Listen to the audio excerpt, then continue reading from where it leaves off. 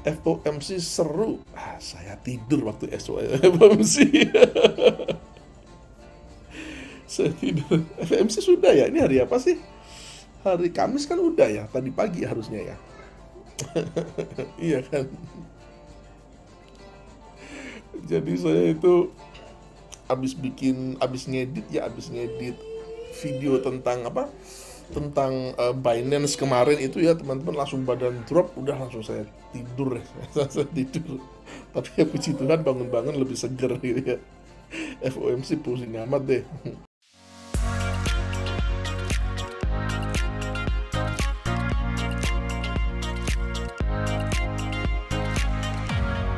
Link pendaftaran di kolom deskripsi. Dapat mengancam bisa aja kapan-kapan menaikkan suku bunga mencapai 50 basis point. Itu yang membuat para buyer hancur. Ngeri-ngeri ancaman Jeremy Powell.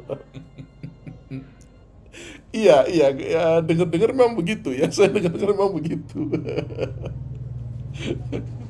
Udahlah, nggak usah ngurusin itu ya. Anda lihat aja teknikalnya, pasang stop loss, udah ya. Nggak usah pusing dengan fundamental, nggak usah pusing dengan fundamental. Toh fundamental itu juga multi tafsir. Emang kalau the Fed high rate, emang semuanya harus punya satu pikiran bahwa gold itu harus turun, ya kan, lawan-lawannya dolar itu harus turun, kan nggak juga, ya kan. Jadi santai aja ya. Resesi apa? Katanya euro resesi ya kan. Buktinya naik tuh euro ya kan. Dikibulin semua nih sama media ya teman-teman ya, dikibulin semua nih sama media. Sambil menunggu lihat yang hijau-hijau kayaknya biar seger nih ya. GBP USD-nya ya. Lagi floating berapa sih nih? Lagi floating berapa pips ini? 135 pips ya, lagi floating profit 135 pips. Oke lah, lumayan lah ya. Biar tahu gak FOMO kayak di gold itu melihatnya gimana, Pak.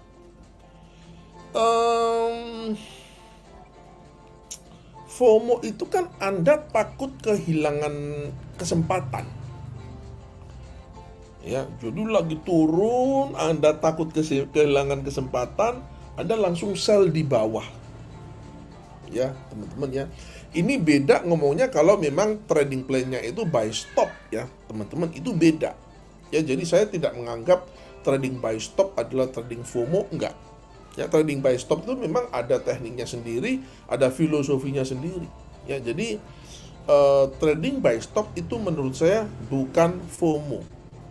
Yang FOMO itu adalah trading yang nggak ada plan-nya. Duduk, lihat news gitu ya, tiba-tiba INFP men ya, FOMC men, wih, turun langsung dikejar. Ya. Nah itu biasanya yang kena gigit, kena tampar atas bawah kiri kanan, biasanya yang begitu ya teman-teman ya.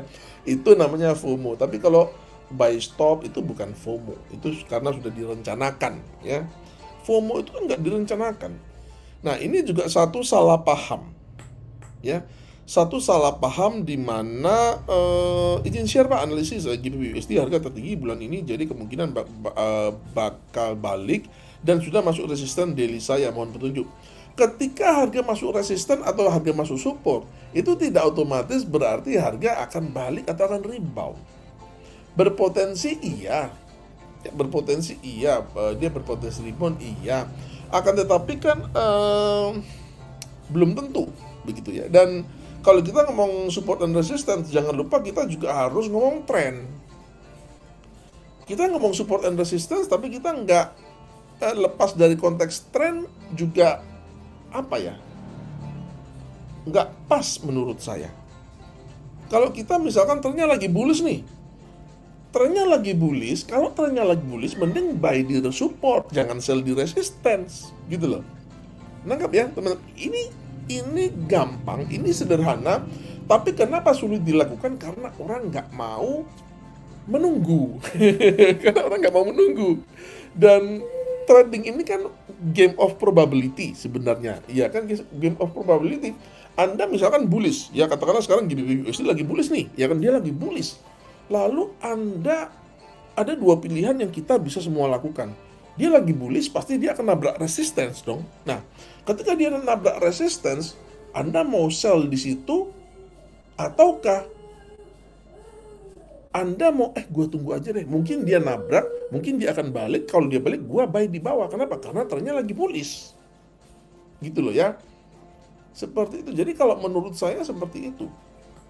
Apalagi kalau Anda menadah pisau jatuh, ya teman-teman. Jadi murni asal di resistance sell, asal di support buy. Nah, menurut saya sih itu perlu dipertimbangkan lagi. Saya nggak ngomong salah bener sih ya. Itu perlu dipertimbangkan lagi. Karena biasanya ya teman-teman, biasanya secara psikologis itu sadar nggak sadar ketika tren bullish lalu ada resistance, lalu Anda langsung nadah pisau jatuh, Anda sell di situ. Biasanya orang-orang yang seperti itu secara nggak sadar mereka tuh sebenarnya tahu trennya itu sedang kuat bullish, tapi mau buy takut ketinggian. Ini ada resistance nih, gua sell dah ya. Seperti itu ya teman-teman. Jadi biasanya begitu ya. Jadi itu saya kira yang harus kita antisipasi ya teman-teman ya. Anda mau jadi trader counter trend itu boleh, tidak ada yang melarang ya teman-teman ya. Dan counter trend kalau Anda tahu bagaimana melakukannya itu keren, asal Anda tahu bagaimana cara melakukannya ya. Jadi buat saya dalam hal ini nggak ada benar salah ya, nggak ada benar salah. Tapi ya itu tadi, jangan hanya karena Anda trennya lagi bullish, Anda buy, aduh udah ketinggian nih, lalu ada resisten nih, sell. Nah, ketika trennya bullish, Anda takut beli, lalu Anda melihat resistance, itu seperti secara emosi, secara psikologis tuh Anda dapat semacam penghiburan gitu ya. Gue bisa trading, tapi meskipun tradingnya itu nggak baik, tapi ini adalah resistance yang oke loh. Nah, itu dia langsung action di situ ya teman-teman, seperti itu ya. Asalkan stop lossnya dihitung dengan baik sih nggak masalah juga ya. Tapi perhatikan, saya kira tren itu penting banget, basic banget ya teman-teman, karena kalau seperti itu artinya FOMO juga. Kalau misalkan mau buy takut, lihat resistance, sell gitu ya.